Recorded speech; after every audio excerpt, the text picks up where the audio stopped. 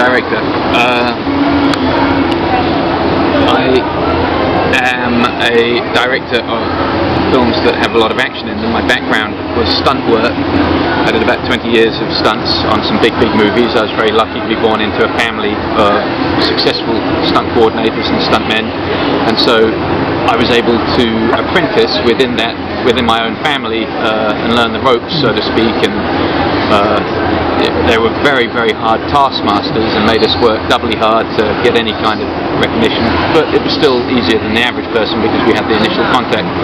But what it allowed me to do was watch how a lot of great directors worked, and it was probably one of the most incredible apprenticeships imaginable. And I knew from an early age it was the directing I wanted to do, not the stunt work, even though that was exciting and fun for a young man. And so I learned fairly early on that the best way to do that was to write a script that would get people excited. So I wrote until finally someone read it and they liked it and they said, we'll back this, but we're not sure if you can work with actors, and we're not sure if you can do dialogue. But the thing about being a stunt coordinator is that your entire life revolves around calming actors down and making them feel safe and making them feel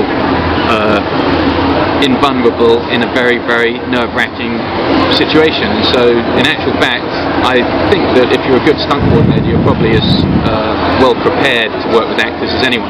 Now, does that make you a good director? Does that make every film that a stuntman directs a successful film? Of course not, because they still have to be well chosen, they still have to have taste, they still have to have all of the prerequisite sort of parts that make great entertainment and make a great story. But I've been learning. I've been very lucky in my career that I keep working. I've been able to direct a lot of movies at this point that have made a lot of people a lot of money, and each one, in my mind, slowly raising in budget, but also raising in quality and standards, storytelling, narrative, and also the quality of people I've been able to work with.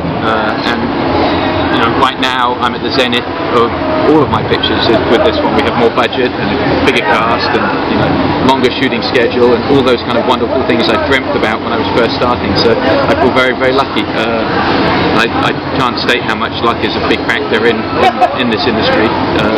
But you also prepare and you also you do everything you can to make these films good. For me, it's really about hard graft, working like crazy. You have your script and you work at your script, you work your script until the night before, just double checking, making sure it's good. What I've started to do lately is I send my script to friends of mine who are writers, and I have writers read it. I have them give me information. Friends, sometimes I have to pay them or give them a credit, but the more people it goes through, the more the good stuff is reinforced and the bad stuff is pointed out. If you get 3 different people say, yeah, the film's good, but this one scene really sucks, by the third person saying that, you may want to trust your instincts, and vice versa. They say, the ending's fantastic, you realise you've got something good there, don't mess with it too much. And then when you get ready to shoot, it's about shot listing, and that means finding the location, knowing who your actors are, how much money you have, in terms of extras and production design, and then designing the day's shooting. It usually starts very ambitiously with a ton of setups and camera frames and dollies, and then as reality sets in, it becomes a little more minimal until you understand what you can actually get in 12 hours of work, and whether that crew is, how fast they move, what they're up to technically, how experienced they are, if they speak the same language as you, how many cameras you're shooting with, and then you try and figure into sort of an insurance policy in case disaster happens, like it starts raining, or or one of the cameras breaks, or someone's late for work. It's a directing is about the pragmatic and the artistic, which borders on the surreal and the sort of the unknown. So it's a beautiful career to have. I think I'm one of it's just the most wonderful thing to do. You're creating a form. You are a form of of magician. What you're doing. John and I have had long conversations on this one. Anyone can direct an action movie, and you make a bad B movie, and there's thousands of them, and they do nothing for their directors, they do nothing for their cast, they are rudimentary, they are heartless, soulless pieces of work that go straight to DVD, and you see them stacked up in your DVD store, you see them on late night television, and there's thousands of them, and what you must do, you must absolutely do, is self-impose a sense of discipline and you know, the sword of Damocles hanging over your head should you do wrong, should you ever let up, and just force yourself to make that extra effort to get something good out of it, you know, a better story, a better performance, something that transcends the mediocre and becomes the sublime, you know, there's a grace at the core of every movie, meaning the poetic, and it's trying to find that amongst the rubble and rubbish and instinctual and you know, what's easy to do, and you know, where the camera lands, and let's just shoot it from here, and why don't we shoot the whole thing with one angle and cut it later, and you know, all this, you know, all this kind of sloppiness that is very easy nowadays with a video camera because it's so simple to move around. It's not like, you know, with film you were very concerned because at each bit of film you burn, you were paying for the film developing, the telecine.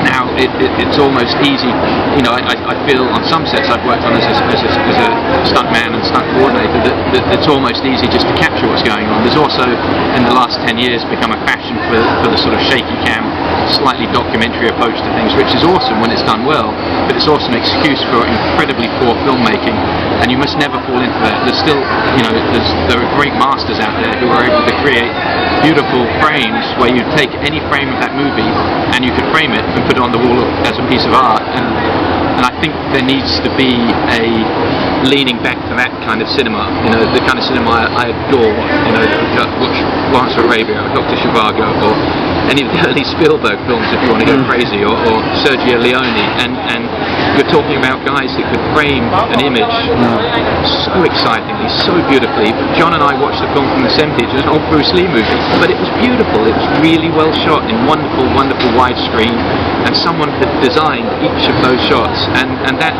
is something that I feel has fallen by the wayside, and certainly in low-budget action movies. You know, when I say low budget, I mean under 50 million, the kind of pictures that are made outside of the studio zone.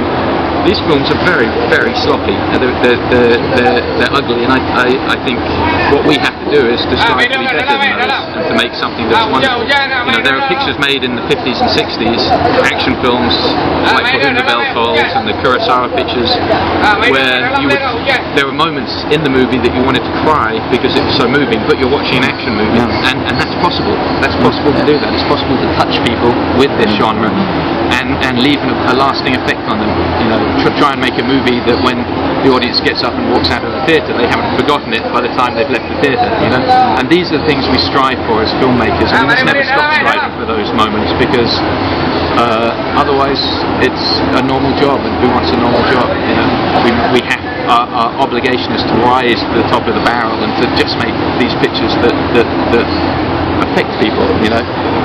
Early on, you know, when I was growing up, people had posters of Commando, they had posters of Bruce Lee, they had posters of Chuck Norris on their wall, and they were hanging on the closet wall. And I remember going to my friends' houses, and I want to make a movie where they hang posters of the lead actor. Kids, 14, 15, 16-year-olds, hang posters of my lead actor on their wall in character. That for me, Mad Max, Mel Gibson, you know that one where he's walking with the dog and the shotgun. It's like, God damn, I want that. I want my movie to have a lead character who's so iconic that 14, 15, 12-year-old boys put that poster up on their wall because it has influenced them so much. It has made such a lasting effect on them, and that's where we want to be, you know. And it's a great story. It's great performances.